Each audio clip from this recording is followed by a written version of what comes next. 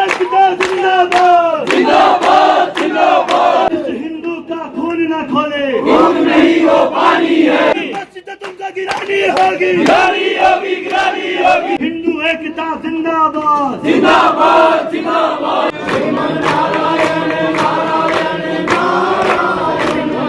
मस्जिदें हटानी होगी हटानी होगी हटानी होगी। बैंक के ऑनर है वो वक्फ बोर्ड है, तो अभी हमने वक्फ बोर्ड को लाया है, उसमें पार्टी बनाया है।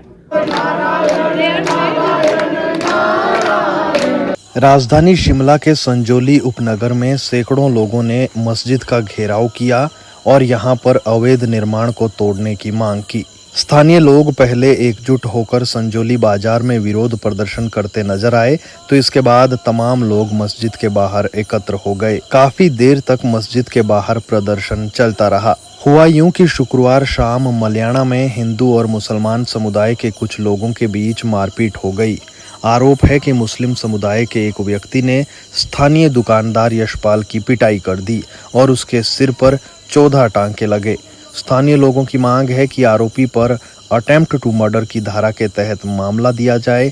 संजौली और इसके आसपास के इलाके के लोग यहां की बदलती डेमोग्राफी को लेकर भी चिंता जाहिर करते नजर आए। मौके पर स्थानीय प्रशासन ने पहुंचकर लोगों को शांत करवाया। प्रशासन की ओर से उपायुक्त अनूप कश्यप, पुलिस अधीक्षक संजीव गांधी और नगर निगम शिमला के कमिश्नर भूपेंद्र अत्री भी पहुंचे। नगर निगम शिमला के आयुक्त ने बताया कि यहां सिर्फ एक ही मंजिल बनाने की अनुमति दी गई थी, अन्य 3 मंजिलों को अवैध रूप से बनाया गया है। अवैध निर्माण का केस कोर्ट में चल रहा है। पहले इस मामले में एक ही व्यक्ति पार्टी था, लेकिन अब वक्फ बोर्ड को इस मामले में पार्टी बनाया गया है। इस जमीन का मालिकाना हक वक्फ बोर्ड के पास है। भूपेंद्र अत्री ने कहा कि मामला शनिवार को सुना जाना है। इस पूरे मामले में कानून के मुताबिक कार्रवाई होगी।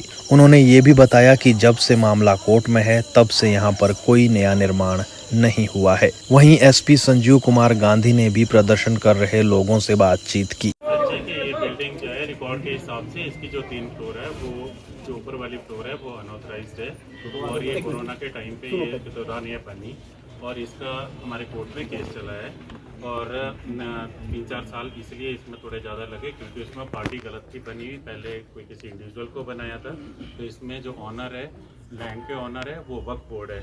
तो अभी हमने वक्फ बोर्ड को लाया है, उसमें पार्टी बनाया है और उनकी तरफ से प्रेजेंस हो भी गई है, तो फर्स्ट अप्लाई पे लगा हुआ है।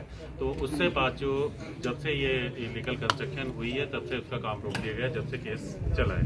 तो उसके बाद कोई उसमें कंस्ट्रक्शन नहीं, सिर्फ 3 महीने पहले एक उसमें एक टॉयलेट बनाया गया था, जिसको मौके पे ही उसका हमने सिर्फ 24 घंटे का नोटिस देकर उसको तोड़ दिया गया था। तो अभी ये कोर्ट में केस चला हुआ था।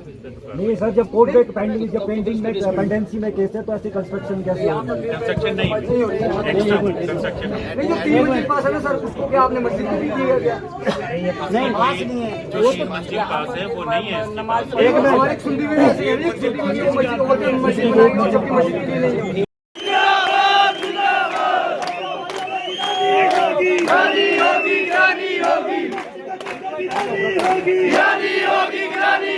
और उसके बाद जो हमारे सामने बैठे हुए हैं इनके केस की इन्वेस्टिगेशन की बात है, वो मैंने कल शाम को ही कहा था कि प्रॉपर डॉक्टर से ओपिनियन लो और 307 में हम केस को इन्वेस्टिगेट करेंगे। That's very good, thank you sir.